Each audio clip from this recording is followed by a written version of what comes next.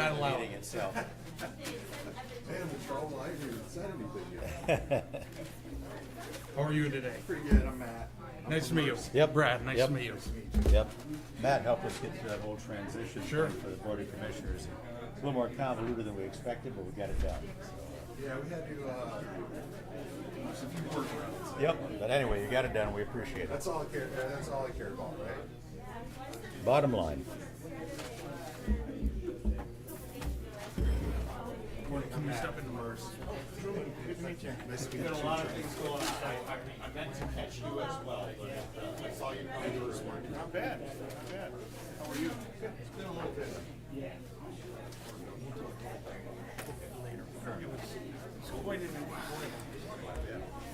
I suspect he was somewhat restrained in his commentary and order. Compared to what he would like to say. William Hamilton? Nice to meet you. Hey, did you meet our new library director? I just did. Good. What happened to the old one? She left.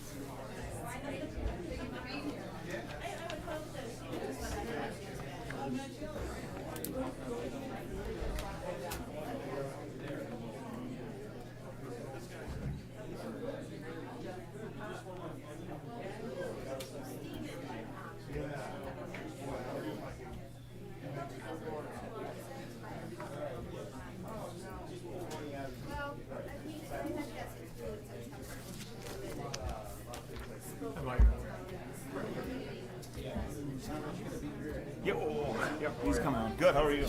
Good to see you. How are you, sir? Good, how are you?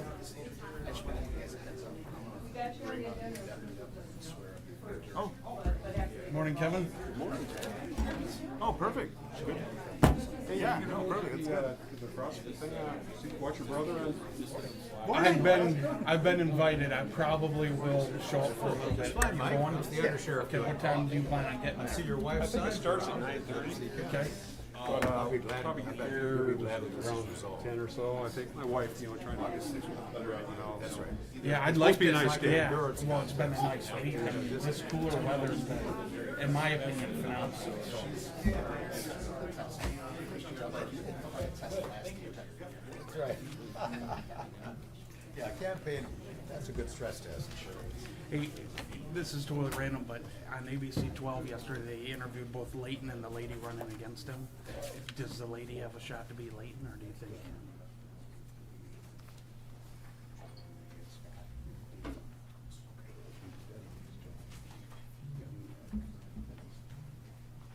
I didn't know if you knew that.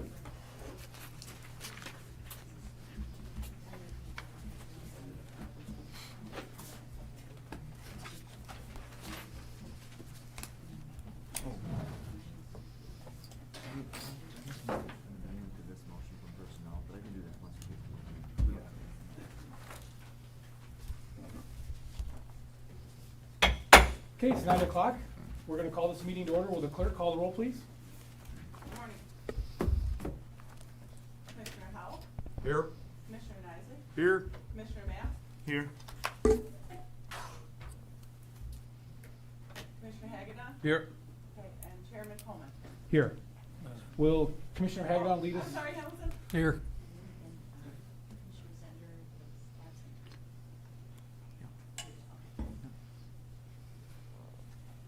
Is that everybody? Okay. Will Commissioner Hagedon lead us in prayer and Commissioner Howell lead us in the Pledge of Allegiance? Heavenly Father, we humbly gather before you to do the people's business. I pray that you give my colleagues and I discernment and a clear mind as we do the people's business. I pray that you be with this country. I pray that you be with Israel as they continue to fight terrorism. And I pray these things in Jesus' name. Amen. I pledge allegiance to the flag of the United United States of America and to the republic for which it stands, one nation, under God, indivisible, with liberty and justice for all. Well, thank you everyone for coming out this morning.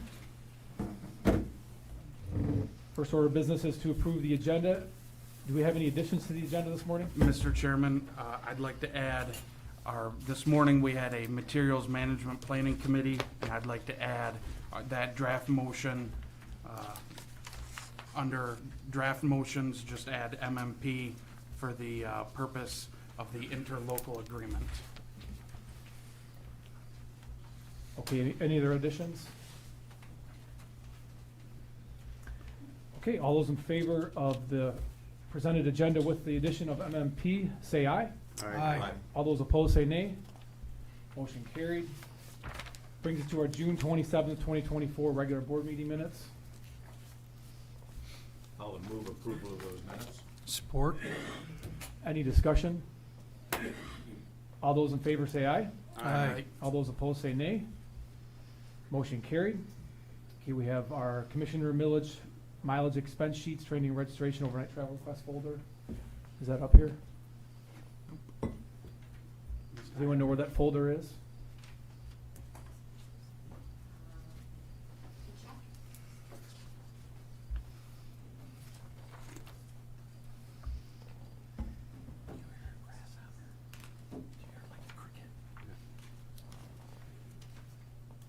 Not being written. That's gonna drive me nuts. They're attached to my agenda. But if they're attached to yours, let me continue. Okay, that's good. Thank you. If anyone has any questions on the mileage expense sheets, grant applications, let one of us know. This was in all of our agendas. Okay, were those the ones that you were speaking to, the mileage sheets? I thought that's what Chairman Coleman was speaking to. Everything, usually we get a whole file. Okay, I don't have that. I'll check with administration right now and revisit it. All right. Thank you. Thank you. Brings us to elected officials and department heads. Are there any elected officials or department heads who'd like to speak this morning?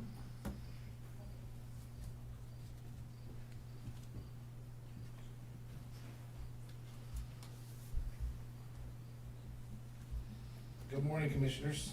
Morning. It's my honor to bring before you our newest hiree for the Sheriff's Office, our newest patrol deputy. His name is Justin Bishop. He comes to us after 3 years of service with the Customs and Border Protection. He possesses a bachelor's degree in criminal justice from Ferris State University. We're very fortunate to have landed him. Super excited to have him on board. He follows in the footsteps of his father, who did 30 years, and he happens to be here today. Retired sergeant from St. Clair Police, Mark Bishop, and his mom and his sister and niece are here as well to support him. I'd just like to take a second and swear him in front of you and in front of some of our residents here from Lapeer County. So Justin, if you could raise your right hand and repeat after me. I do solemnly swear I do solemnly swear that I will support the Constitution of the United States that I will support the Constitution of the United States and the Constitution of this state, and the Constitution of this state, that I will faithfully discharge the duties and I will faithfully discharge the duties of the office of Deputy Sheriff of the office of Deputy Sheriff in and for the County of Lapeer in and for the County of Lapeer and the State of Michigan and the State of Michigan according to the best of my ability. according to the best of my ability. Congratulations. Thank you very much. Thank you. Any other elected officials or department heads like to speak this morning? Okay, seeing none, it brings us to our first public time. Is there anybody from the public who would like to speak during the first public time? Just got to confirm. Good morning, Commissioners. Russ Adams speaking on behalf of Lapeer County EMS. I'd like to bring some business to the Commission's attention. It's been well known that there was a lawsuit involving our organization and the Lapeer County Medical Control Authority. On July 18th, in the 40th Circuit Court, there was a hearing with regards to fees and costs. That final motion and order was issued on Monday. The pertinence of this discussion and me sharing this to you is something the court felt was pertinent to include in this final motion and order. And I read, the court's pre-decisional editorialization. To begin, this court finds it important to address the recent utilization of the court's April 10th, 2024 opinion and order for political purposes. Although some may cast doubt, judges are people too, and mail, including politically motivated flyers, appear at the homes of judges, and this court would be remiss if it did not take the opportunity to briefly address a recent piece received from an organization styled Friends of Lapeer County Taxpayers, which on its face featured a reproduction of a portion of the court's previous opinion, including the use of that portion of the caption containing this judge's name, and cited the court's opinion as support for the following statement. Lapeer County EMS filed a lawsuit against Lapeer County Medical Control Authority, and emphasis added, lost on all 6 counts. Every one of the 6 counts were deemed frivolous. In the final order from the judge presiding over the case, 3 of the 6 counts were deemed so frivolous that the judge awarded the defendant legal fees and cost. Emphasis added. As parties to this case know, the statement that this court deemed every one of the Lapeer County Emergency Medical Service Authority's claims frivolous is patently false. This court cannot and will not condone the inappropriate, false, and misleading use of its decisions in an effort to advance what appears to be a political cause. Although the court in no way indicates that it attributes this political piece to anyone associated with the parties to this case, the simple fact of this matter is this court does not know whom may be its author, and would be remiss not to set the record straight at this time. This final motion and order closed this case. This final motion and order waived all responsibility of fees for Lapeer County EMS. I would be remiss if I didn't say that the dismissal of this case was based on jurisdictional priority and administrative opportunities not being exhausted. I want to encourage the county residents, this county commission, the Lapeer County EMS continues to pursue those administrative opportunities with the state to rescind this protocol that inhibits us from serving all residents from Lapeer who have voted in favor of a millage for the last 7 years. Thank you. Thank you. Anyone else from the public like to speak during the first public time?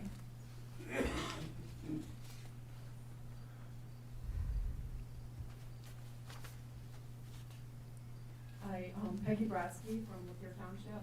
It's okay, I have flyers I would like to have you guys look at. Or Sure. take home and look at. You just take one and pass it down, please. There's also some on the back counter. As you can see, there's a long list of concerns about our library policies as they pertain to minor accounts. One of the most concerning is on the back attachment where it states that books that are put on the library shelves in the children's room, they are not looked at, they are not scanned for content. This particular book, which I was going to read some from it, but I see we have a child here, so I don't want to do that today. But when I first showed some of the images to the librarian in the children's room, asked her if she looked at the book, she turned red-faced and like, no, I have not seen that book. So to me, it's very concerning that we have things in the children's room that the library staff isn't even looking at and doesn't know. The second thing I wanted to talk about is to tell you guys how much I appreciate your comments at the end of these meetings. We have asked the library board numerous times to make comments on things such as, do you know the kind of books that are in the library? Have you read this book? there was recently a vote on this book, whether it should be removed or at least moved from the children's room. We asked for comments from the board members on why they voted to keep it, and all we get is blank stares, like, literally, only one of the newly appointed board members has ever commented on anything that has been addressed during public time.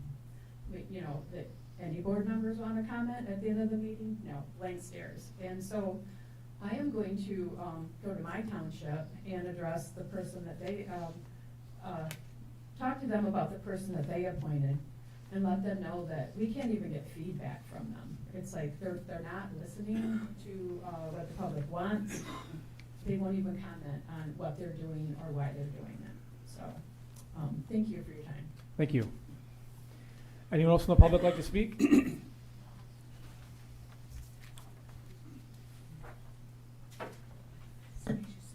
Susan Huff, 5047 Blood Road, Metamora, Michigan. And wow, what Director Adams just read just reinforces what I'm up here to say again. I watched the commission as he was reading that. We were all very attentive, except for one person who was shuffling papers and carrying on in quite an uninterested way. Judge Mike Nolan might not be able to say who has been interpreting his summary disposition order correctly, but I'm very confident saying it's Commissioner Kevin Nisley, because I have seen it all over Facebook, over and over and over again. The Nazi propagandist Joseph Goebbels, he said, if you say a lie often enough, it becomes the truth, and I'm starting to feel that that's the goal here, because the cut and paste of that same lie that was in that mailer over and over and over again is really getting very tiresome.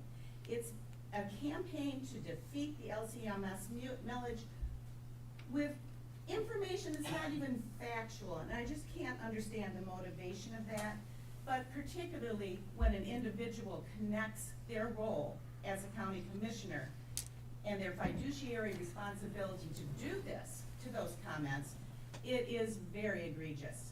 As I said to you at your committee of the whole meeting, I certainly hope that there is going to be some investigation into these uses of social media, the mailings, etc.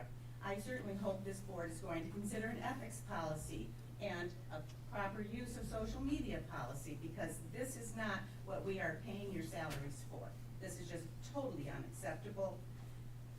In addition to the misleading statements, the falsehoods, the lies, Mr. Nisley has bullied people, called them names, told them they're learning disabled. He really loves me. Of course, he accuses me of being a socialist and a Marxist. Whatever, Mr. Nisley. But when you say things like, you certainly are a gem, Miss Huff and Puff, and then put your little laughing emoji, does your 6 ever get jealous of all the excrement that comes out of your 12? It just is not fitting for a county commissioner.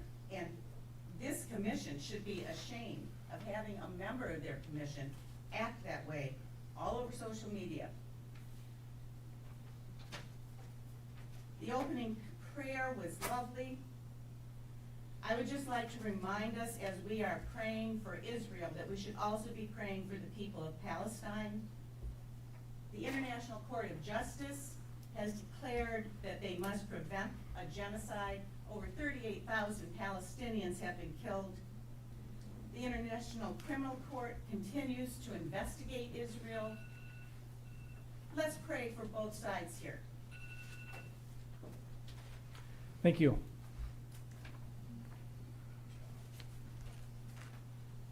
Hi, so I typically come to you once a year and talk about the off-road vehicle ordinance. Today our topic is a little bit different than that.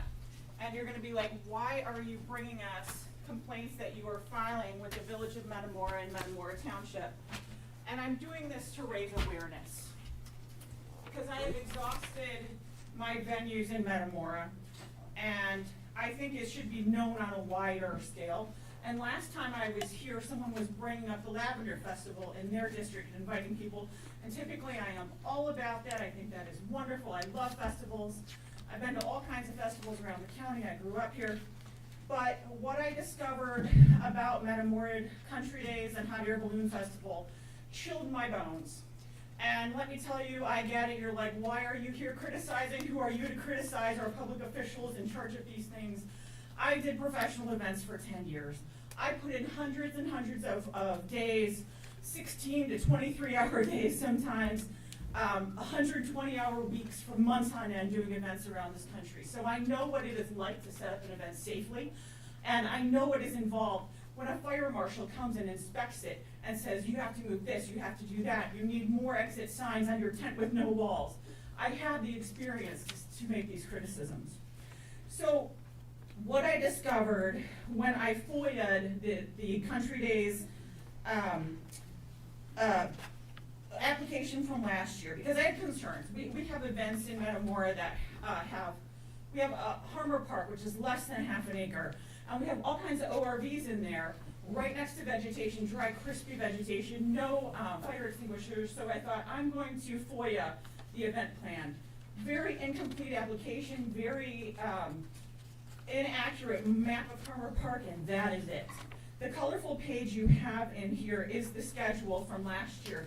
This reflects what actually happens at the event. And so when you compare that to the application, it is just staggering and horrible to someone who's worked in the field. So I gave them, I was going to talk about this last time I came, but I wanted to give them the opportunity to fix it. Last Monday, they did not fix it. They again passed, I have the 2024 application. Nothing was fixed. Nothing, almost nothing was added. So I have to say, just publicly, I would never recommend anyone attend that event under the circumstances. I know public safety is working on a plan. It should have been documented. We should have a map of what goes on there. So under the circumstances, no one should be attending. No, I do not recommend anyone I care about or even I don't care about go to this event. But keep your eyes open for events in your area. Think about things like fire lanes and tent setup and generators and fuel canisters and that type of thing. Keep your eyes open when you go to events, and don't just trust that people are doing the right thing, because often they have no idea what they're doing. Thank you. Thank you.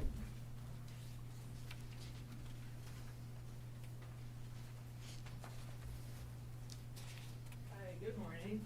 My name's Danielle Percati. I was just recently hired as the new library director here for Lapeer County. Just wanted to come and introduce myself, tell you a little bit about myself. So I graduated from the University of North Texas with a master's in library science. Excuse me. I'm actually a Michigan native, but I spent the last 12 years in Texas, small town, about a little smaller than Lapeer County, about 50,000 people.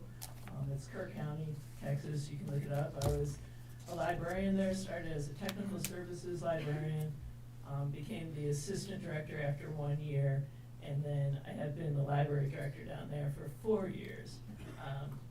My main reason for moving back to Michigan was my dad has some health issues and I wanted to be closer to family. I have family here in Lapeer, Flint, Davison, Burton, Otisville, as well as Oakland County, which is where I was raised. I look forward to working with all of you. I wanted to come and say hello, introduce myself. If y'all have any questions or anything that I can answer for you, give me a little time to kind of get settled in. I officially start on Monday, but I'd be more than happy to meet with anyone, members of the public as well as y'all, to discuss anything that we need to discuss. So thank you so much. Thank you. Anyone else from the public like to speak?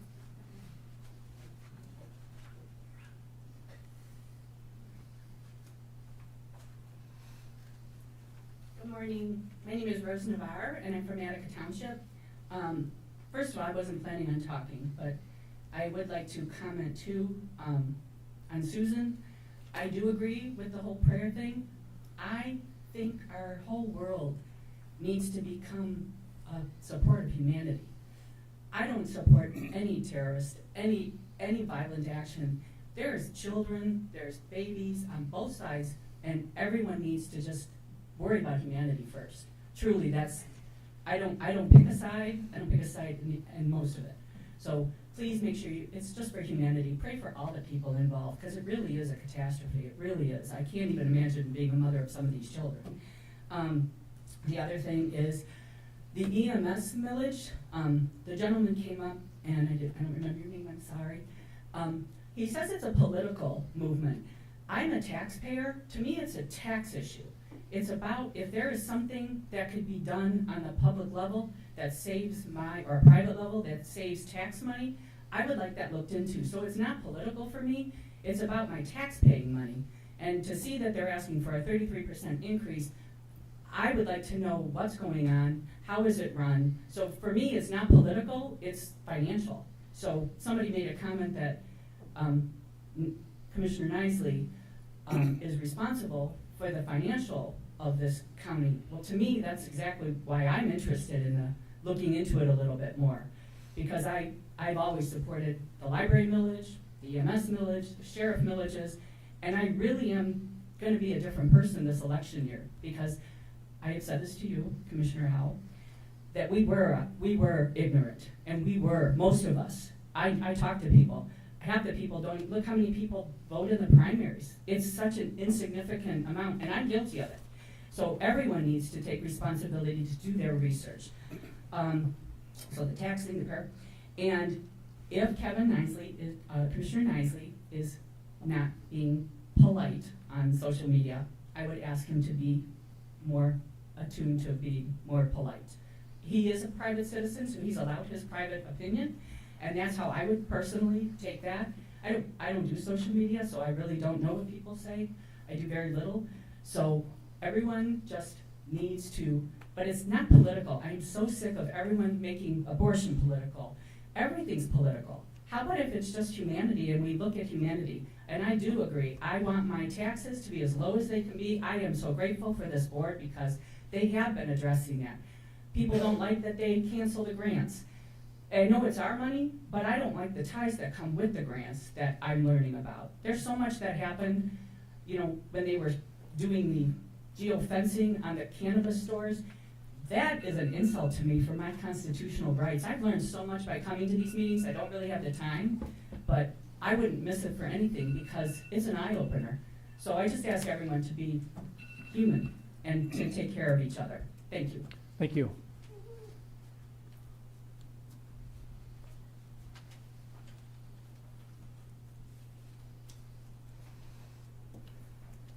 Dave Clay for Oregon Township.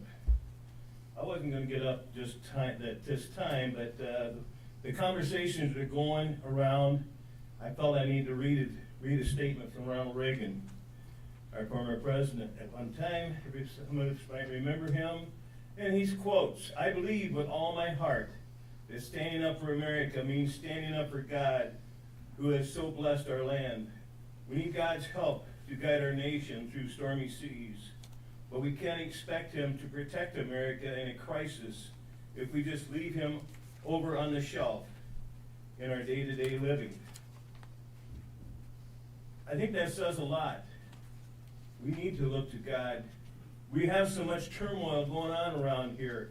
People stabbing at people, making comments about people, whether, oh, I don't like that idea, or I don't like the way you cross the street. I don't like the way you're dressed. I don't like the color of your skin. This is America. We have freedoms, yes. But God also tells us to use them wisely. He's given us a mind to think, a mouth to speak, hands to use, eyes to see, ears to hear. We must use them wisely in all things. Thank you. Thank you. Anyone else from the public like to speak?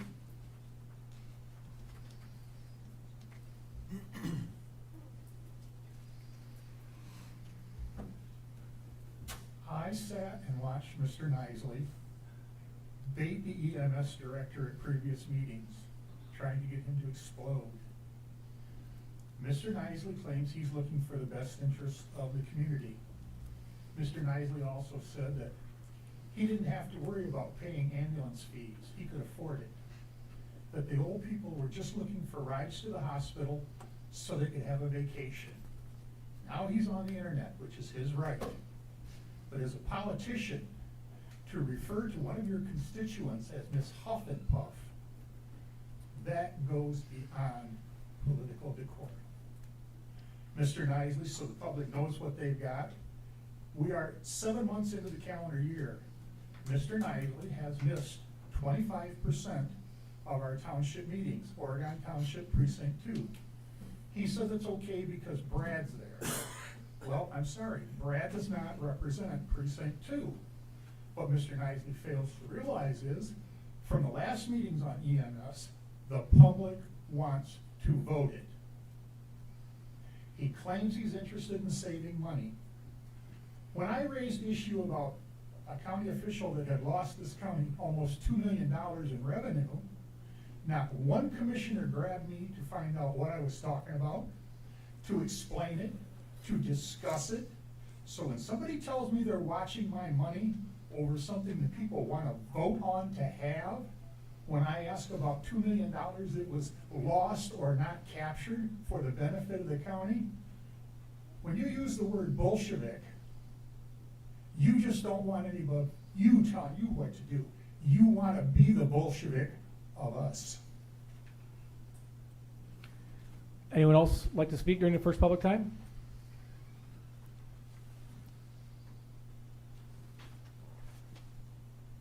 I'm Anna Pierce from Hadley Township. I just have a few things that I'm learning and I want to share with people. Just really quick. The order of power has changed in our country. So I'm learning, I have to keep studying. The first people with the power are us. We are the people with all the power. And then we have our township legislative officers that we work through. If all political power is inherent in the people, then we must have somewhere to redress our grievances, and that would be with our township members, board members. And then there's the county board of supervisors. Okay, that's not what they're called anymore. That's not what they are anymore, because, well, because there's only 1, 2, 3, 4, 5, 6, like 7 of you guys, and we have a lot more supervisors in the county than that. Then there's our state legislative officers, and then there are federal legislative officers. That is the order of power. But we currently have the opposite way of power because of the administrative agency that abrogated the legislature. That's the kind of thing I'm learning about. I'll let you know if that's confirmed. Thank you. Anyone else from the public like to speak? Okay, seeing none, we're going to close the first public time. Brings us to draft motions, Committee of the Whole from July 11th, 2024.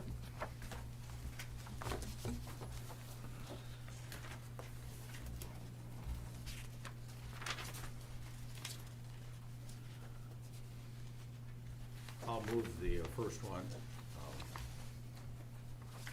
Having to do the public hearing notice is published on July 3rd, 2024. Support. Any discussion? Can we have a roll call vote? Yes, sir. Will the clerk please call the roll? Commissioner Nisley? Yes. Commissioner Mass? Yes. Commissioner Hagedorn? Yes. Commissioner Hamel? Yes. Commissioner Howell? Yes. Chairman Coleman? No. Motion carried. Brings us to motions number 2, 3. We've got a few of them left here.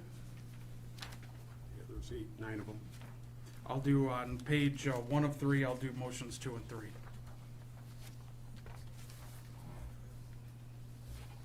Support. Okay, any discussion on motions 2 and 3? Seeing none, all those in favor say aye. Aye. All those opposed say nay. Motion's carried.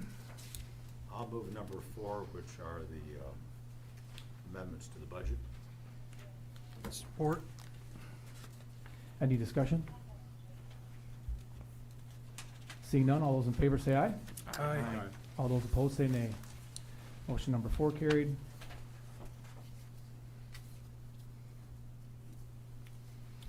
I'll move motions 5 through 9 on page 3.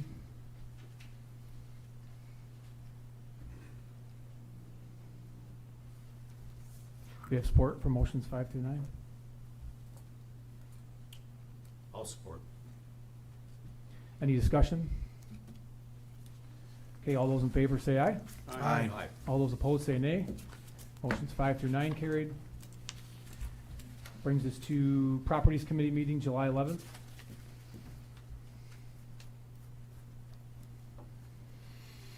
Commissioner Isley, you want to read through these since Commissioner Zender's not here? Yeah, and I wasn't here for that meeting. Okay. But I'll read the motions. Recommend the full board, county administration, or chairperson properties, Commissioner Brian Zender, to proceed with approval of out-of-scope projects up to $100,000 for Torzuski Water Park Wetlands Renovation Project. Support. Any discussion on motion one? So just to, yeah. go I ahead. didn't make a motion to approve that. I just read what's in there, but I will make a motion. Okay.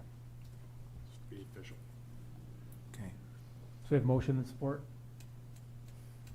So just a clarification, this gives administration and, because currently the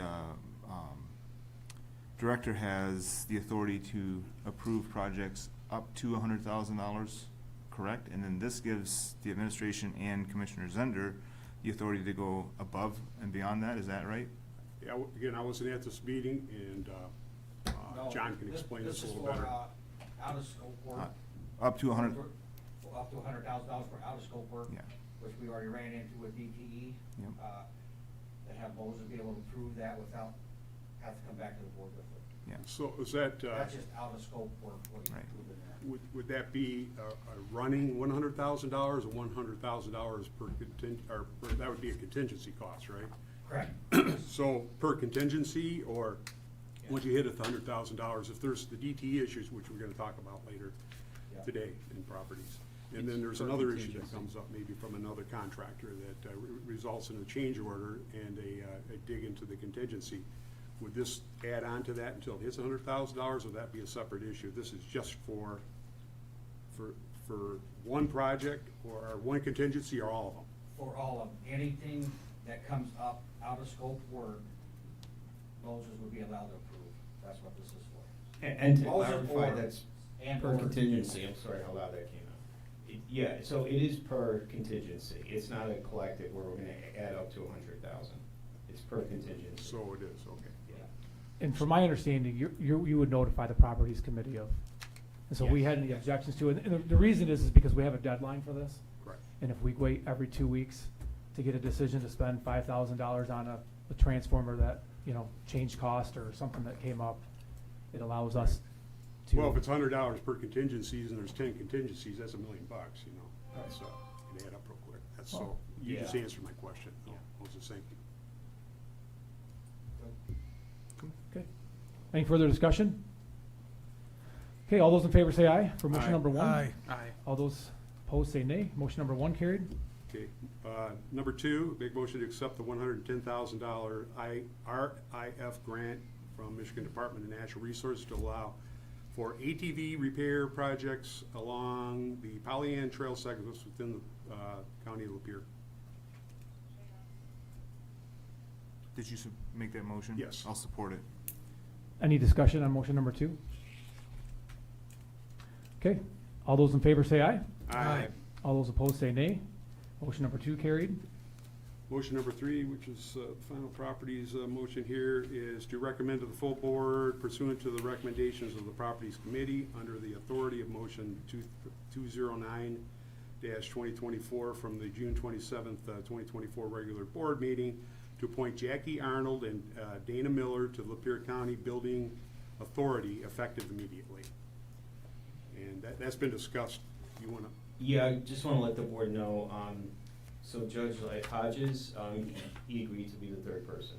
So we have the three members on member. it. Do we have to amend that motion then? All right, we'll amend the motion to appoint Jackie Arnold and Dana Miller and Judge Hodges to the Lapeer County Building Authority effective immediately. Yep, thanks. We have support? Support. Any discussion on motion number 3? Okay, all those in favor say aye. Aye. All those opposed say nay. Motion number 3 carried. Brings us to Personnel Committee motions from July 11th.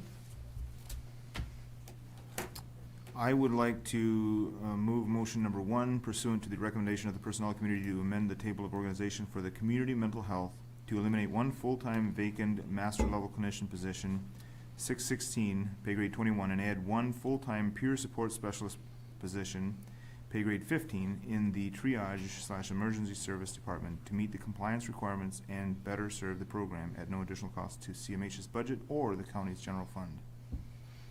Support. Any discussion on motion number 1?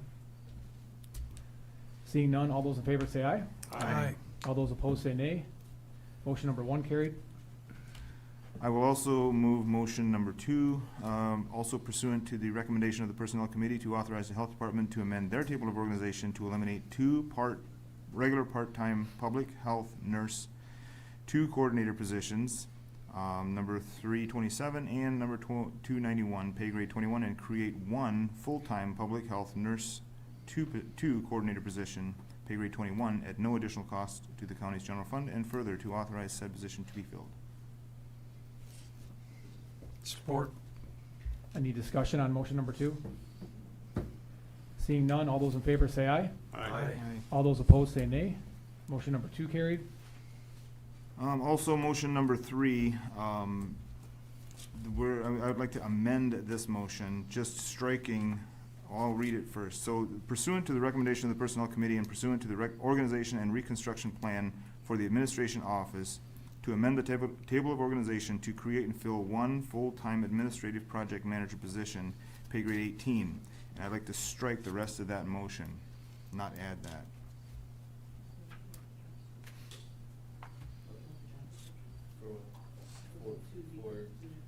Yeah, I think it's attached, actually. Oh, you striking the description for the administration, description? Administration position? You're striking too much from that. You wanna strike, Okay, moving that 1 position to finance, but you do wanna approve the new job description. Thanks, Jack, yeah. and 2. So I will strike after pay grade 18, the and all the way over to pay grade 15, correct? Just strike and move the secretary position to pay grade 15 under the finance department, table of organization, and then just strike that section, correct? Okay. Okay, so I can reread the motion in its full if you want. So pursuant to the recommendation of the Personnel Committee and pursuant to the reorganization and reconstruction plan for the administration office to amend the table of organization to create and fill 1 full-time administrative project manager position, pay grade 18, and further to approve the new job description for said position as attached. Right? I'll support that. Okay, thank you. Any discussion on motion number 3? Okay. Seeing none, all those in favor say aye. Aye. All those opposed say nay. Motion number 3 carried. Thank you, Commissioner Mast. Brings us to Material Management Planning Committee draft motion from the July 25th meeting. Yes, That we was had a added. meeting of the committee this morning and unanimously recommended the adoption of the interlocal agreement, so I will move the approval of that agreement. Support. Any discussion on that Just a motion? little bit of clarity. As the commission knows, it's an agreement between 4 Plum area counties, the rural counties, Lapeer, Tuscola, Sand Lake, Huron, to work together to meet the state requirement for a recycling plant. The good news is that we're having money appropriated for this, so there's no additional cost to the Lapeer County taxpayers. More importantly, we can get it done economically by working with other counties. So I think it's a real good step in the right direction. We have motion, support, and discussion. Any further discussion? Seeing none, all those in favor say aye. Aye. All those opposed say nay. Motion's carried. Brings us to item number 1, presentation from Municipal Employees Retirement System by Matt Taylor. Morning, Mr. Taylor.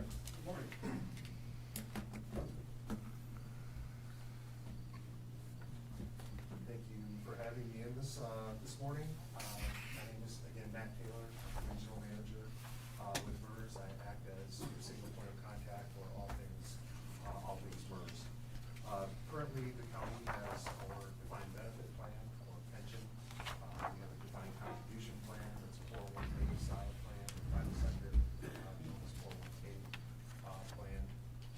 We also have our retirement health funding vehicle and our 457 supplemental savings plan. So we thank you for your business. We have our full gamut of products, but today we're going to focus on the defined benefit plan or pension. You all have a copy of the 2023 valuation in front of you. I have some prepared remarks to share with you and to kind of go through the valuation itself, but if you have questions at any point or any time, please feel free to ask them. I'm going to start in the executive summary, which is on page 6. So currently the county is funded at 79%, and that is to say that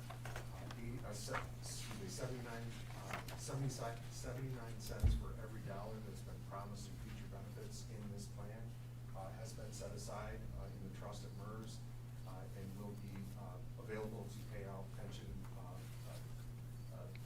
retirements for folks that are eligible when they become eligible to retire. To give you a feel for what that percentage looks like, we manage most of the pension plans in the municipal world in Michigan. The median is somewhere between 60 and 80%, so you're on the higher end of that. But there is some unfunded accrued liability in the plan. But just to make the point that you're in a good standing with the state, which requires that municipalities be 60% funded, or you go through a corrective action plan, and the county is nowhere near that point at this time. So again, 79% funded, on the higher end of the median. We have groups, I work with 171 employers in the Felton region and surrounding counties, and we have groups that need a little work, but and we also have groups, employers that are overfunded. So it's everywhere in between. So again, higher end of the median, and in good shape at this point. This is a reflection of 1 year in time, so that's subject to change, good, bad, or otherwise, in the coming years. It was a 5% decrease over last year of the 2022 valuation. There are 2 driving factors there. I spoke with our actuarial team to find out exactly why that happened. The two biggest cost drivers, or why we lost 5%, is a substantial increase in wages. So if you think about a defined benefit plan, retirements are based on 3 components: final average compensation, a multiplier, and then there's service credit. So if the wage, one of those 3 components goes up substantially, you can figure that the liability, the liability in the plan is going to go up. But I do want to make the point that this is just 1 year at a time. So next year that could completely change depending on the pay raises that the county has. The other driving factor there is a result of smoothing. It's a methodology that our actuarial group, GRS, uses. That is to say that anytime you have a gain in a given year, an actuarial gain, it's spread out over 5 years. Anytime you have an actuarial loss, it's spread out over 5 years. It's very intentional. The reason is we don't want a big shock to any defined benefit plan. So gains, losses are spread out. In 2022, we had over negative 10% return, so those losses are still being felt. So points to note here, had an increase in salary across the board, not across the board, a substantial wages that were reported were higher than what was predicted or assumed, and then you had losses going on in 5 years, and this is year 2 of that. Any questions there? So moving to page 7, all of your costs are listed here. At the top of page 7, there's a definition of dedicated gains. I'm not going to go too far into that, but dedicated gains is a new methodology that our actuaries use to lower the rate of return when we feel like it's necessary or it's a prudent return of the last couple valuations. We moved from a 7.35 to a 7%, and in this year, the rate of return is 6.93. Dedicated gains allows us to adjust the rate of return in years where we exceed expectation. 2023 was one of those years. We returned over 11%, which is exceptional for institutional investors like MERS, and as we benchmark with other institutional investors across the country. So I would consider that good news. Dedicated gains, again, a way to lower the rate of return when we feel that that's the best thing to do as the fiduciary of the plan.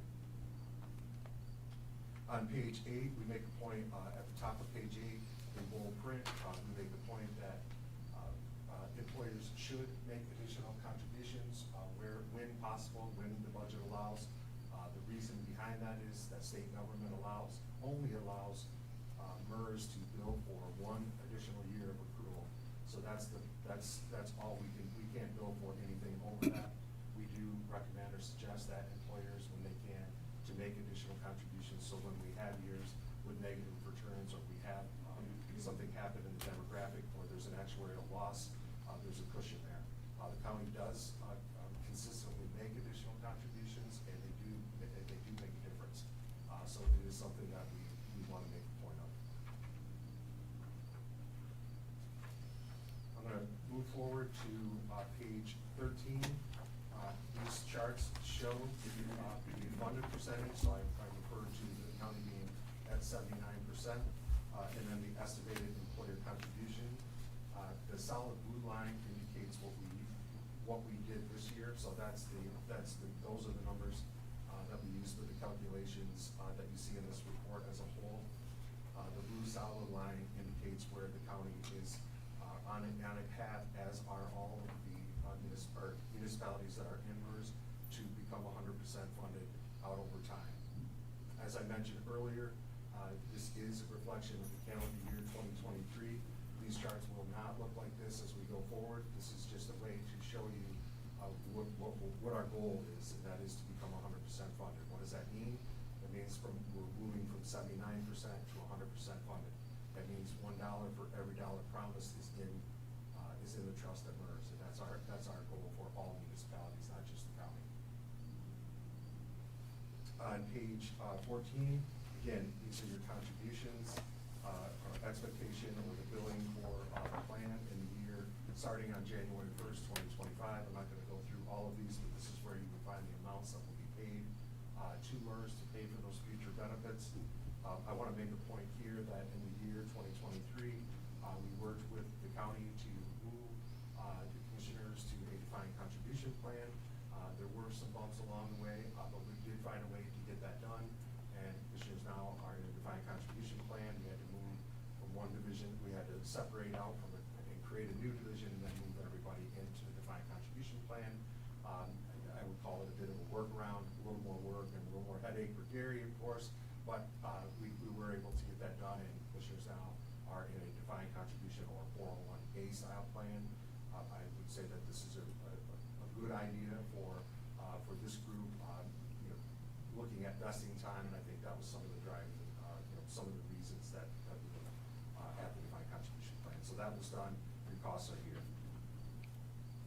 On page 16, I'm not going to go through all the divisions, but I'll just use division 2, the very first one, as an example, so I can walk through some of these provisions just so that you're familiar. The Sheriff Union Open Division, so that is still accepting employees. It is an open division for folks that meet that job classification. The benefit multiplier, I mentioned the 3 components of the defined benefit plan for all participants is a 2.5%. That is pretty commonplace with our public safety groups. Their multiplier tends to be on the higher side. In MERS, most employers are somewhere between 1% and 3% with some outliers. The normal retirement age here is 60, 10-year vesting period, so simply put, you have to be here 10 years before you're eligible for any benefit in this division. There is an early retirement option with this division, which is age 50 and 25 years of service. What does that mean? I have to meet both of those requirements to become eligible, so I can't be one or the other.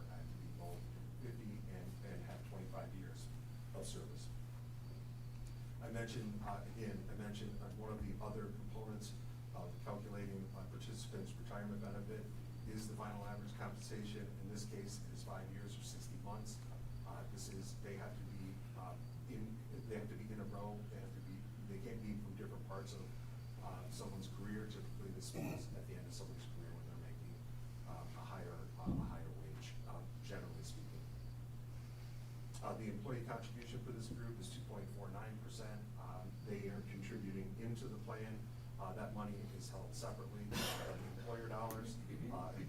Important to note here that any contribution that an employee makes into the trust is again held separately and always remains their money. So if they were to terminate from the county and they want to take that money out of the plan, they are welcome to do so. At that point, the retirement or the lifelong benefit becomes null and void. And then Act 88, the county does allow for Act 88. Simply that means that if you were to terminate from employment here at the county, you could go to a different governmental agency that has adopted Act 88 and combine your service time. At MERS, we have a number of people that are come from state government to work for MERS, and they can combine that time because both entities allow for Act 88. On page 19, this is your demographic. I'll just make a couple points here. The active employees for each division, certainly those are the folks that are working here currently.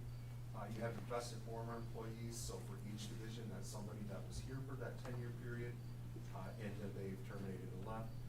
At some point, they will receive a benefit from the county based on the time that they were here at the county.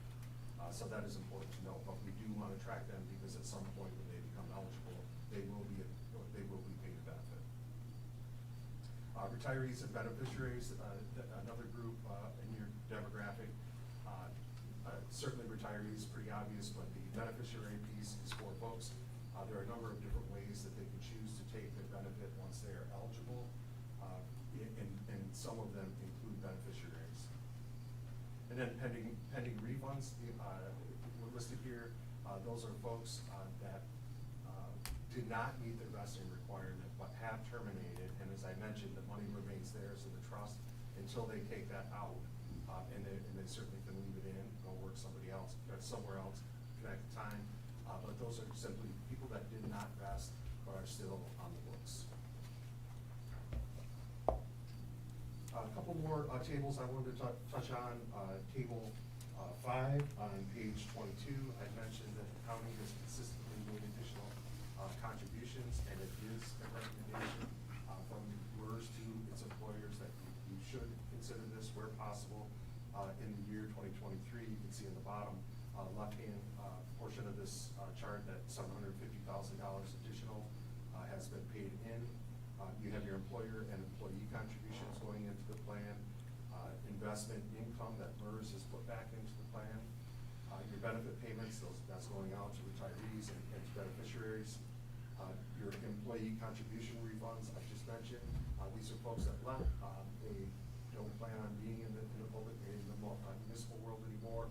They've decided to take their money out, as shown here, and then your asset balance is in the bottom right-hand corner. Table 6 is all of your divisions, and it's broken down by those 4 subclasses for each division.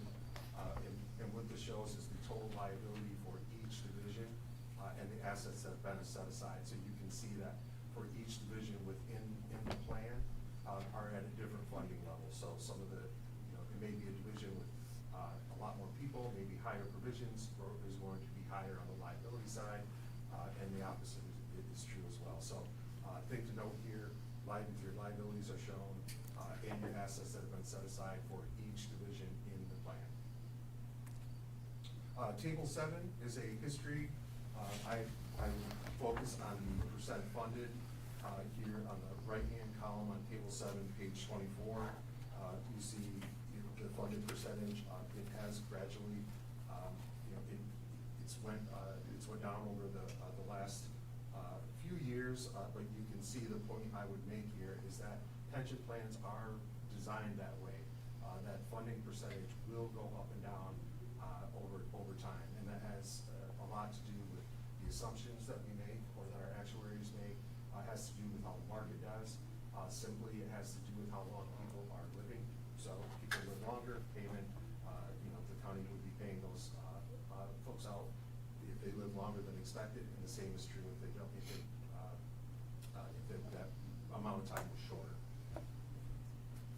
So you want to, I recommend, or when I'm working with employers, I just like to look at that chart and just kind of get a feel for, well, are there dramatic swings, or why is that? What are the reasons that you might go down? And I talked about a few of those earlier.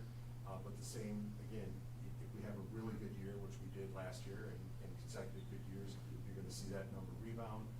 If the wages were to be lower next year, you may see that the funded percentage will go up. So a lot goes into these reports. A lot of assumptions are made by our actuarial group, GRS, so that will fluctuate. A couple other real quick notes. All the way at the back of the report,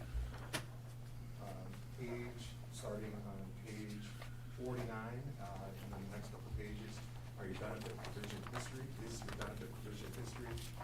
So this shows throughout time any changes that were made, any additions, enhancements, any provisions of the plan that were changed over time. So you can always refer here to kind of get a feel for what's the history and what may have impacted the funded level in each division or not.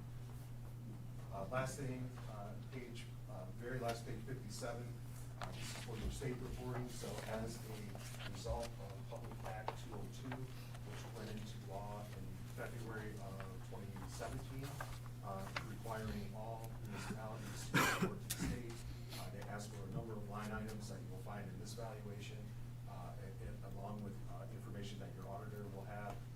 But what you would need from MERS is all listed here by line item, and Form 5572 again goes to the state each year.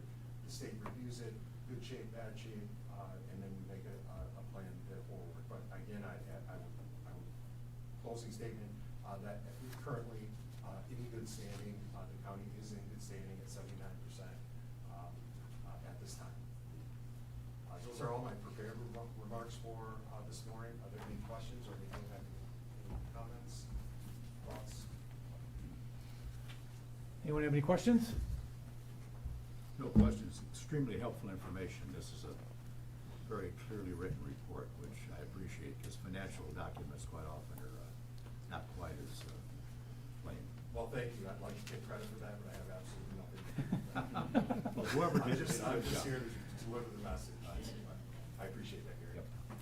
If there are any questions, certainly relay them to Jackie or to Moses, and I'm happy to answer them. I work with boards all the time, so I'm happy to answer any questions if something comes up right now. Excuse me, one quick question. As far as actuarial reports for other counties, how many other counties do you do these for?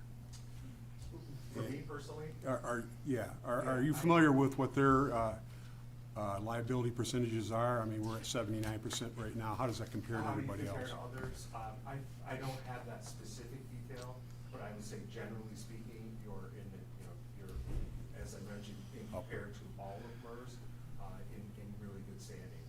But I can't answer that question specifically. Okay, enough, thank you. Thank you. Okay, thank you, Mr. Taylor.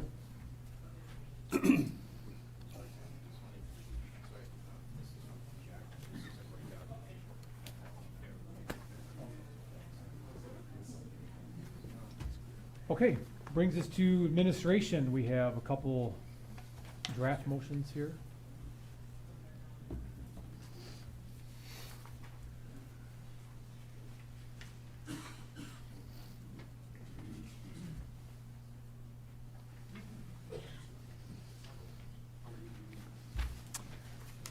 You want to combine them?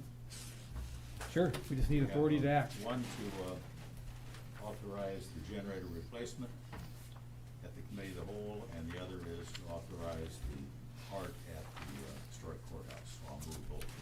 Support. Any discussion on those two? So I do have a question about so the art at the historic courthouse, is this for just a single event, one time only, or is this like we're gonna allow them to put art on the courthouse like in the future, or is this just for one specific event? So So this is for a 2-year period, and this Okay. is, part of, a project where kids could, follow kind of like this cryptic sheet of where to find things. And so the courthouse is gonna be one of those locations where you have to find this particular plaque. And it's gonna probably be on an easel or a stand, it's not gonna be nailed or glued or anything to the historic courthouse. It's just a figure. I promise to say, I wouldn't say publicly what it is in case someone's gonna try to find the secrets of what it looks like, because it's part of the kids, it's almost like a like treasure hunts sort Okay. of setup. So it's supposed to be for a year and it's renewable for a second year. Okay. Thank you. Any But further? We do have a copy of the art if you wanna see it, they just didn't want us to put it on the website, so. Okay. Thank you. Any further discussion? So we have a motion and support to pass or move A and B. All those in favor say aye. Aye. All those opposed say nay. Motions A and B carried.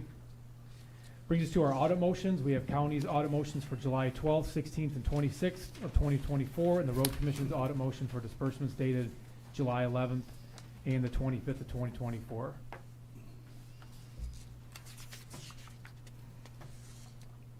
We have a motion?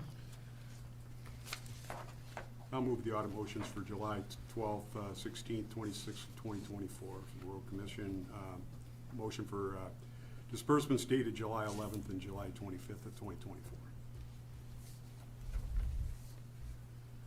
I'll support that. Any discussion? Will the clerk call the roll? Yes, sir. Commissioner Hess? Yes. Commissioner Hagedorn? Yes. Commissioner Hamel? Yes. Commissioner Howell? Yes. Commissioner Nicely? Yes. Chairman Coleman? Yes. Motion's carried. Brings us to number 4, notice of expired terms. Do we have any recommendations on this list, A through F?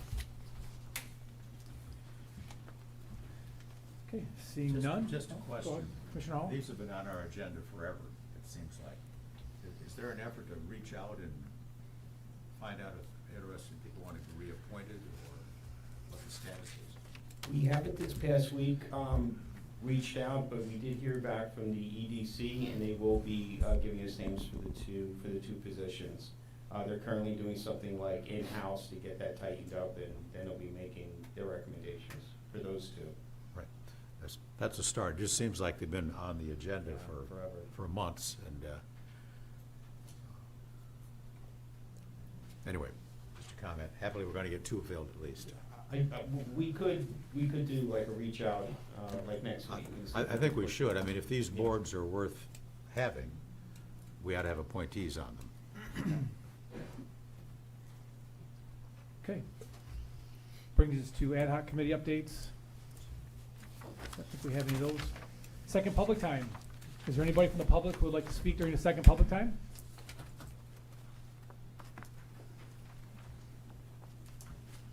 I do have to mention, if you have any handouts, you can pass them to Commissioner Howell. I don't have any more. Okay. But thank you.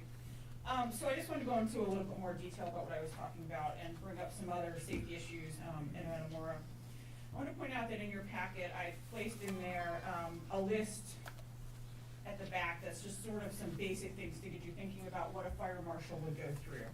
This is a very basic list. This isn't complete. It's just the first one I found for free on the internet. Because I discovered, I got to thinking about why are these events allowed to happen in my village that I know would not be allowed anywhere else I've done events, okay? The fire marshal would say, absolutely no, shut it down. And I learned that we don't have a fire marshal in Metamora, and actually most of the county doesn't have a fire marshal in their township. Lapeer has one, Oxford has one. You go into a restaurant in Oxford, you see that the fire marshal or someone from their offices come through and done an inspection and checked the fire extinguishers every year and put an occupancy limit there. We don't have that in most of our county, and that was really interesting for me to discover. So in the village of Metamora, we have a very well-known restaurant who I'm sure they are doing their very best to be responsible, but they have a couple 100,000 people come through every year.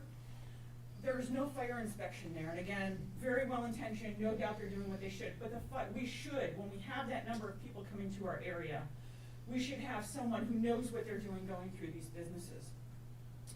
And so I think that's important for everyone to note here.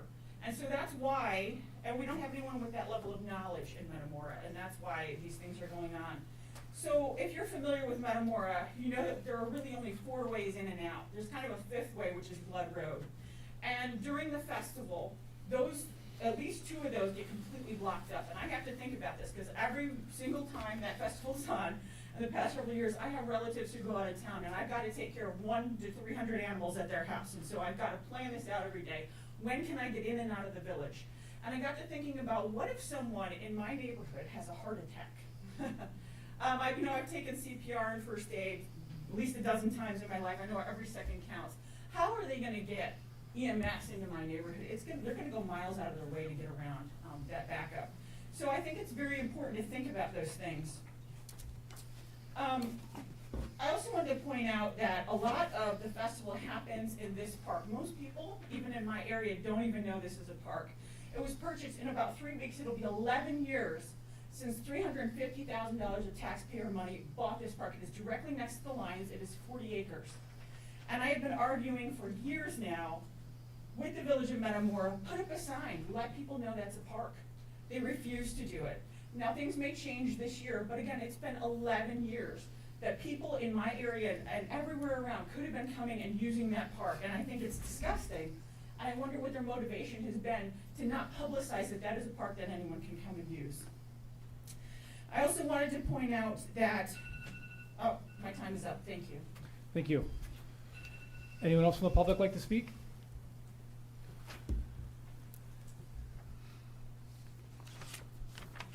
Peggy Brodsky, Lapeer Township. This might be completely unfair and no judgment if she declines, but since the new library director is here and the issue of the books that it's all over our nation. So I wondered if she would like to take this opportunity to talk about if she had these problems at her previous library where she worked and how she handled it. And I'm asking because there's a lot more people here from the public that are at the library meetings.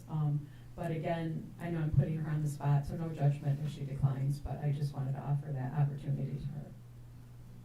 I'll answer a few things. Is it okay if I fix that? Yes. Okay. So, you can look up the history in Kerr County. It's the Buttholes Memorial Library. We went through, I certainly researched this position before I accepted it. So I saw a lot of the YouTube videos, a lot of the meetings. We went through a very similar situation in Kerr County. We had protests on the lawn of the library, that sort of thing. And I've just been kind of talking to one of my board members out there. I am not really prepared to discuss the situation here in full. I haven't even started the job yet, right? So on Monday, there are a lot of things that I've kind of got to get my feet underneath me for.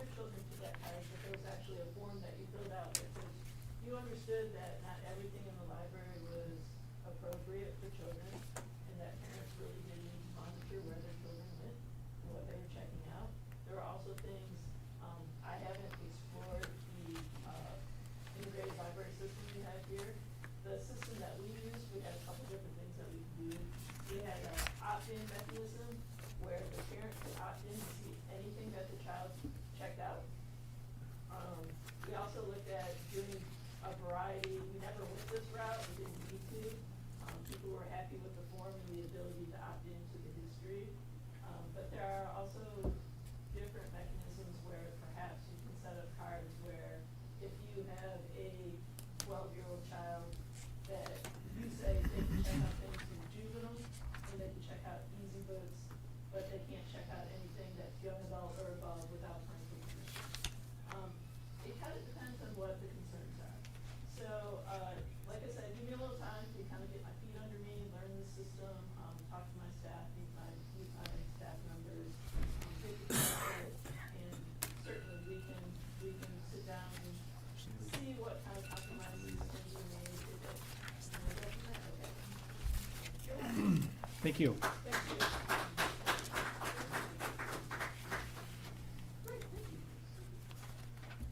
Anyone else from the public like to speak?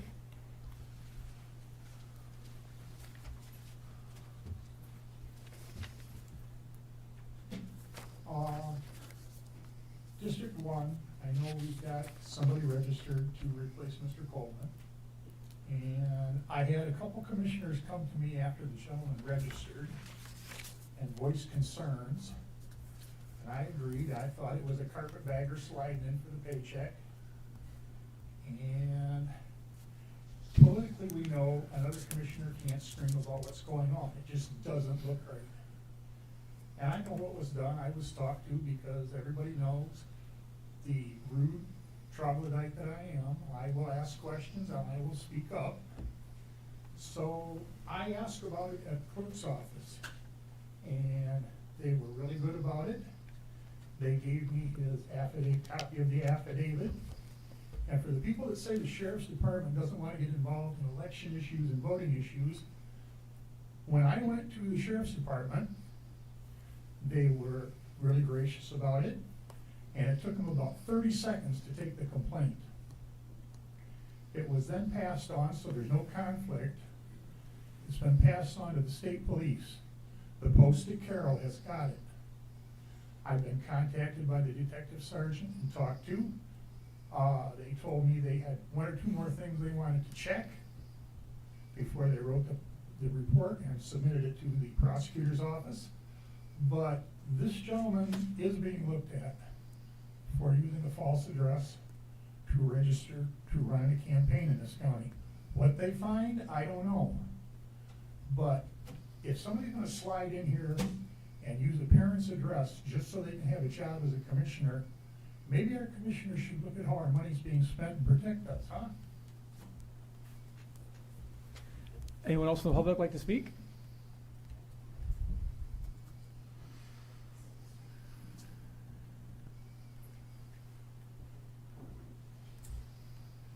Susan Huff, 5047 Blood Road again. I would just like to point out that over and over on social media, we are hearing that if we put out an RFP, a request for proposal, that we're going to find out private, non-profit ambulance companies can provide the same level of service to our county that our LCEMS does. But I would like to point out that at your April Committee of the Whole meeting, Kevin Wilkinson, who is a MedStar Vice President, said, you can listen to your own recording if you'd like to hear it, that the cost to the county would depend on the level of service the county desires. But he's sure they can save money over LCEMS. I don't know how he can be sure of that because he doesn't even know what level of service we desire or what it would take to provide that. Before Mr. Nicely tells you what the debt is, I just want to remind everybody that the underlying fiscal result of the Clinton area policies projected a persisting, indefinite, balanced budget until the Bush tax cuts were made permanent by the Republican Congress. These are CBO figures, Congressional Budget Office figures. They're not my own figures. The Trump tax cuts, among other things, reduced personal income tax rates, permanently lowered the corporate tax rate, which largely benefited the wealthy and made the U.S. tax code more regressive. When you take together the Bush tax cuts, their bipartisan extensions, the Trump tax cuts, they have cost $10 trillion since they were passed. Keep that number in mind. And now we have legislation being proposed to make the Trump tax cuts for the wealthy permanent. Not for the middle class, but for the wealthy permanent. So, fix the budget. Maybe it takes a change in policies. Maybe we need to reduce some of those tax cuts for the wealthy and focus on the middle class and the working class and the poor.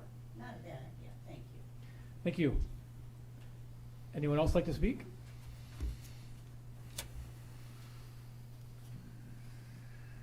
Carol Wynn, Marathon Township. Taxation is theft, especially when it is taken from one and given directly to someone else. We all know that there are things that we need money to fix roads and other things, and I agree that we are all responsible for some of those things, but taxation is theft when it is taken from one and given to another directly. It has been discussed that power has been taken from the people and given to boards and commissions. We have elected them. Unfortunately, boards and commissions are influenced by the level up instead of we, the people. The publications and conferences that our elected boards are subject to influence them more than the people who elected them. How do I know this? Because I used to get some of those publications when I served on a commission. We, the people, do need to assemble and present our grievances. Anna Pierce is a warrior, and I am thankful for her.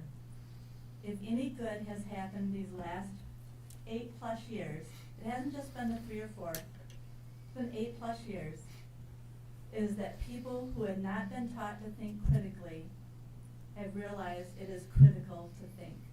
Thank you. Thank you. Anyone else like to speak? Okay, seeing none, we're going to close the second public time. Brings us to commissioner reports. Commissioner Hamilton, you want to go first? Thank you, everyone, for being here. Library issue's been going on for a while. It's a nationwide issue. Hopefully they can come to some kind of compromise that doesn't trample on adults' rights to have access to certain things while protecting children from inappropriate materials. We have age limits on tobacco and alcohol, things like that. There should be probably an age limit put on certain materials in the library. There's a compromise there. Just got to find the solution, and they'll get there, I'm sure. As far as the any public festivals and safety concerns, you should always be aware of your surroundings. And just watch out for your own safety. I don't like discouraging people from attending public events. We got the fair going on right now. If you're not comfortable with the situation, take yourself out of it or don't go. But if you do go, it's just be careful. Just watch out. That's all I got. Thank you. Yeah, I don't really have too much today. One biggest event going on in my district is the Imlay City Eastern Michigan State Fair, so I encourage everyone to come out to that.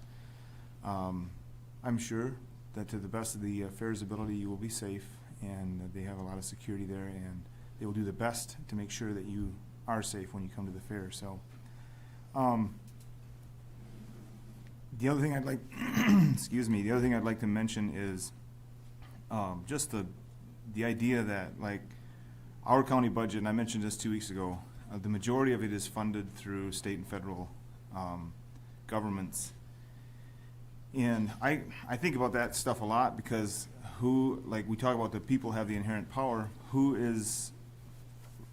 answers for the people? If the majority of our budget, our local budgets are funded from not us, then that government is going to answer to whoever funds the budget primarily. I have employees, and my employees, they usually answer to me because I pay them. If someone else would pay them, they would answer to them, and that's typically how it always works. So I do think our system has gotten a little bit upside down from what it was intended to be originally by the Founding Fathers. We were kind of a bottom-up society. Communities had the biggest say in things, but now we have a federal government far out in Washington DC that basically dictates the majority of what goes on in our country. It's becoming a one-size-fits-all, and I don't think that's a good thing. So I think we do really need to think about what it means to have liberty and be an American. To have a liberty means to be responsible. And as far as going to public events and expecting there to be never an issue where you're always going to be guaranteed to be safe and you'll never have accidents or never bad things will never happen means to give up all of your own individual responsibilities and allow someone else to dictate where you go and what you do and or what you can do and can't do. And I would rather be in danger and have liberty than to have no liberty and be completely safe. I think it was Benjamin Franklin, or one of the founding fathers, that said, if you give up your liberty for safety, then you deserve neither. So just things to think about. That's all I have. I just have one update. In Marathon Township, there's what's called a Mighty Mac warm-up for the, I guess you could call it the walk across the Mackinac Bridge. There's a park in Marathon Township. It's in August. I don't have the exact date, but if you go on Marathon Township's website, you can get that date. And there's a trailhead that starts in Columbiaville and goes all the way through Otter Lake towards Millington. So if you're interested in something like that, getting outside, getting some exercise, that's sounds like a good thing to do. So thank you everyone for coming out, and that's all I have. I'm sure Commissioner Hagedorn will talk about the Israeli-Palestinian Hamas issue over there. Those are tyrants, and they're vicious. And look what happened in October last year, and all the people they killed, burning babies in front of their parents, burning parents in front of their children too. These people are the worst of the worst in the world, and that's all I'm going to say on that. I don't want to get started on that because it just makes me nuts. The library issue, yes, this has been, we discussed this ad nauseum, that there needs to be restrictions. I'm not talking about banning books. I don't think any of us here were talking about banning books, but there needs to be restrictions on children having access to this material, which is pornographic and disgusting, without their parents' knowledge or consent, and not through a computer or through a written note from somebody or whatever. It needs to be. We need to have a section for this material in the library, and if you're under 18 years old, you don't have access to it without the parent coming in and saying, yes, I'll check this out for my child. That's their decision. It's a parent's rights issue. So that's all I'll say about the library. As far as the illegal immigrants, coming into our country, you talk about taxes. Yes, I'm going to talk about the debt. In 1 week we'll bust $35 trillion fiscal operating debt. And we're already at $217.5 trillion of unfunded liabilities of Social Security and Medicare. Unsustainable numbers, like I said. Just about everybody that has a D after their name is responsible for this, but there are plenty of Republicans that are responsible for this too. Yeah, make hold no punches there. Those people need to be replaced, and I'm not going to support anybody that is for these kinds of ideas and run our children and our grandchildren into the ditch. And in a situation that we're going to lose reserve currency across the world, we're going to be in a really bad way here real soon on this trajectory right here. But we also have a new presidential likely nominee that's going to be welcoming illegal immigration unfettered into our southern border. That she refused for such a long time to say that as borders are that she was even there, offering them. And she said it in no uncertain terms: free health care, free education, free this, free everything. Not everything's free. It's dollars paid by all us taxpayers that are paying for this illegal. If you want to come here illegally. We'll welcome you with open arms. We need immigrants, but we don't need illegal immigrants. They're emptying out their prisons in all these foreign countries. I don't know how the 3,000 people here a couple months ago that Chinese came from China. It was all males between the ages of 18 and 28. That came into our country and through Mexico. You don't swim across the Pacific, and it's a $5,000 plane ride to get over here into Mexico. So they're emptying out their prisons, Venezuela, South America, all these countries, and they're bringing all these people into our country here, unvetted, and we're going to pay for this. We see about it all the time about atrocities that have happened as a result of the illegals having assaulted, raped, pillaged, killed, murdered, and tortured young girls. It's got to stop. You know, so on the Lapeer County EMS village, let's not forget. You know, I will make it pretty clear that I'm not against the people that work for Lapeer County EMS. I think they do a great job.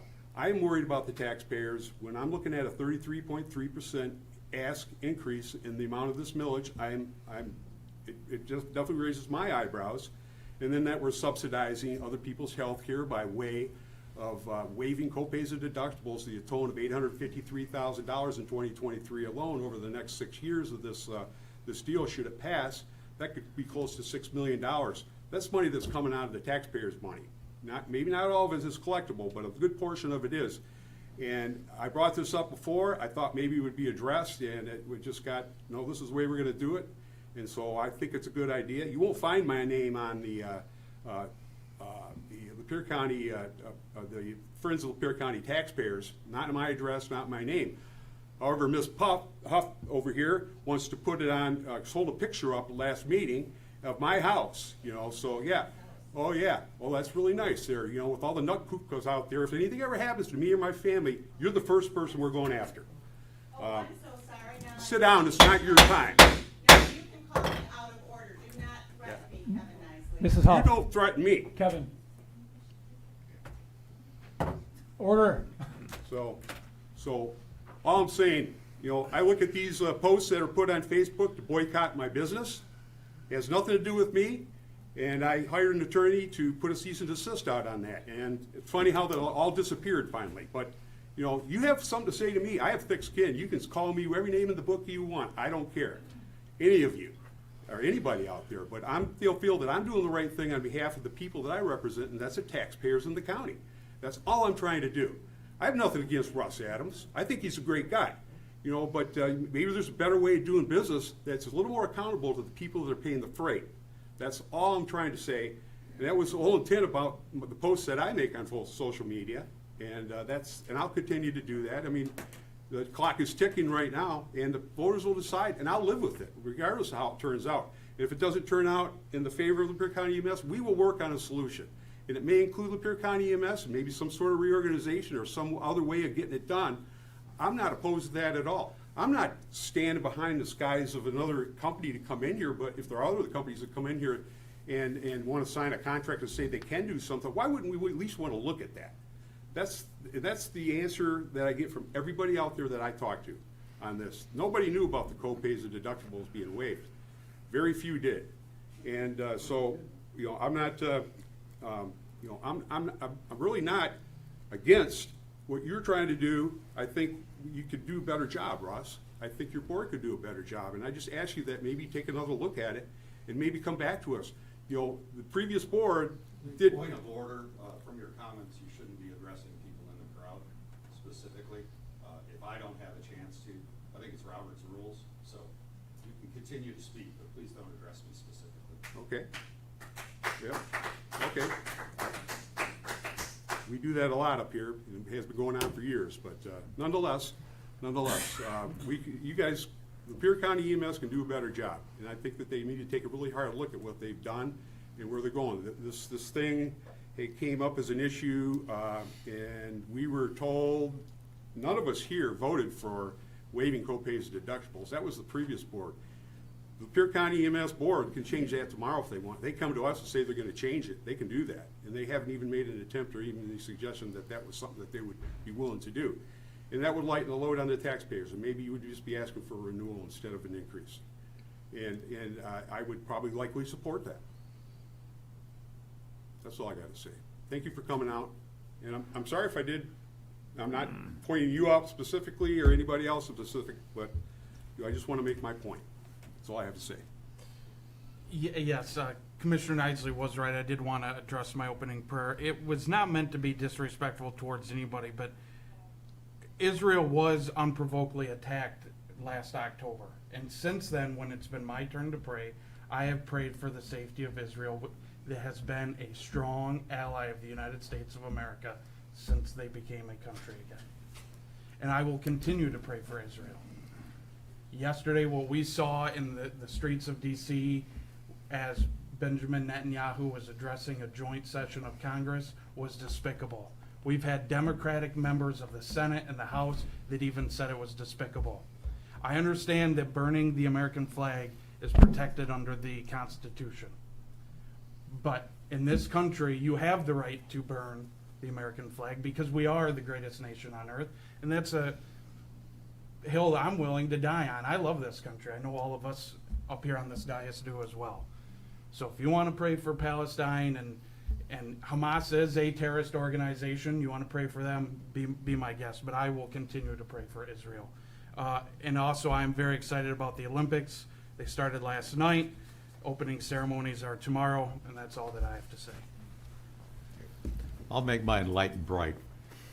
I've been spending a lot of time this week at the Eastern Michigan State Fair. I'm going to leave in about 2 more minutes to go back again. It's a wonderful thing to have here in Lapeer County. To see those 4-H kids, those FFA kids who have worked their hearts out on their projects, it's one of the really good things in America and in this county. And I might just mention tangentially that the fair has been very supportive of our freedoms. Matter of fact, today, if you happen to be a veteran, you get access to the fair free of charge. And with that, I am done, and I'm off to the fair, and thank you very much. Thank you. Thank you, commissioners. Brings us to Administrator, Chief Financial Officer updates. Do we have anything? Yeah, just ask a question. I could tell you, Gary. Right, okay. Yeah, so, Tom, just wanna let you know, I looked up the date for the Mighty Nine warm-up walk, so that's on August 25th between 12 and 4. Thank you. Sure. Also, we got some questions from the public over last week, of where's the social media policy for the commissioners. Under the law here in the state of Michigan, elected officials, including commissioners, are not bound by the social media policy that the county has for its employees. So you guys are not feathered or controlled by our policy that we have for the employees, so that's my response to the public on that.